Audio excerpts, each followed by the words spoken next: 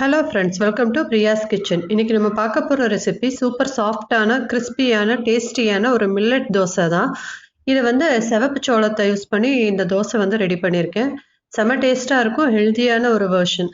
ரெகுலராக white idli dosa use பண்ணுறதுக்கு பதிலாக இந்த மாதிரி மில்லட்ஸை யூஸ் பண்ணி தோசை ட்ரை பண்ணி பாருங்கள். இப்போ இது என்னோட ஸ்டைலில் எப்படி பண்ணலான்னு பார்க்கலாமா?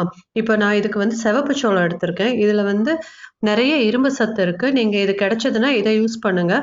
ஒயிட் சோளத்தை விட சிவப்பு சோளத்தில் நிறைய நியூட்ரியன்ஸ் வந்து இருக்குது. ஸோ இப்போ வந்து இது 2 டம்ளர் அளவு எடுத்திருக்கேன். ஒரு டம்ளர் வந்து ஆல்மோஸ்ட் ஒரு உங்களுக்கு 400 கிராம்ஸ் வரும். ஆல்மோஸ்ட் 800 கிராம்ஸ் சிவப்பு சோளம். 2 டம்ளர் சிவப்பு சோளத்துக்கு அரை டம்ளர் அளவு உளுந்து எடுத்திருக்கேன். உடச்சி உளுந்து தான் எடுத்திருக்கேன். நீங்கள் முழு உளுந்து இருந்தாலும் எடுத்துக்கலாம்.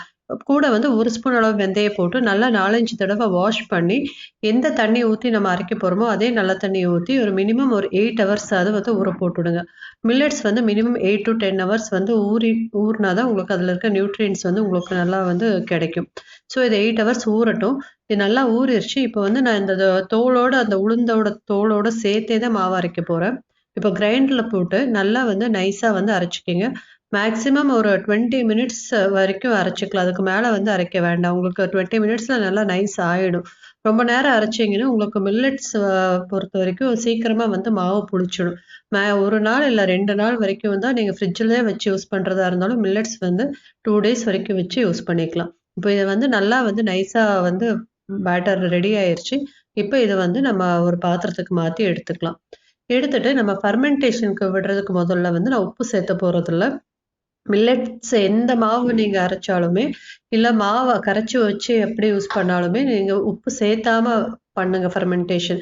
நெக்ஸ்ட் நாள் வந்து நீங்கள் யூஸ் பண்ணுறப்போ வந்து உப்பை வந்து சேர்த்துக்கலாம். இப்போ நான் ஓவர் நைட் ஃபர்மெண்டேஷனுக்கு விட்டுருக்கேன். நல்லா வந்து பொங்கி வந்திருக்கு மாவு. இப்போ இந்த ஸ்டேஜில் நம்மளுக்கு இதுக்கு தேவையான அளவு உப்பு வந்து சேர்த்து நல்லா கலந்து விட்டுக்கோங்க. இதை வந்து நல்லா கலந்து விட்டதுக்கப்புறம் நீங்கள் பணியாரமாக வேணாலும் ஊற்றிக்கலாம். நீங்கள் இட்லி வந்து இந்த போர்ஷனில் வந்து அந்த அளவுக்கு வந்து நல்லா வராது. நம்ம போட்டிருக்கிற 2 டம்ளர் மில்லட் ப்ளஸ் 1/2 டம்ளர் உளுந்து போட்டு ஆட்டியிருக்கோம் இல்லையா, இது கூட அவல் போட்டால் தான் இட்லி வந்து உங்களுக்கு நல்லா வரும். இப்போ இது தோசை அண்ட் பணியாரத்துக்கு சூப்பராக வரும். இப்போ நல்லா கல் வந்து நல்லா காய்ச்சதுக்கப்புறம் நல்லா உங்களுக்கு எந்த மாதிரி வேணுமோ, ஊத்தாப்பம் மாதிரி வேணும்னாலும் ஊற்றிக்கலாம், இல்லை ரோஸ்ட்டாக வேணும்னாலும் ஊற்றிக்கலாம். ஊற்றிட்டு நல்லா வந்து தடவி கொடுத்து மூடி போட்டு வேக வச்சு எடுத்தீங்கன்னா சூப்பரான சாஃப்டான கிறிஸ்பியான ரெட் சோளம் தோசை ரெடி ஆயிருச்சு. இந்த ரெசிபி வந்து ட்ரை பண்ணி பாருங்க. பார்த்துட்டு எப்படி இருந்ததுன்னு சொல்லுங்க. இந்த வீடியோ வந்து உங்களுக்கு பிடிச்சிருந்தா லைக் பண்ணுங்க, ஷேர் பண்ணுங்க, சப்ஸ்கிரைப் பண்ணுங்க. தேங்க்யூ.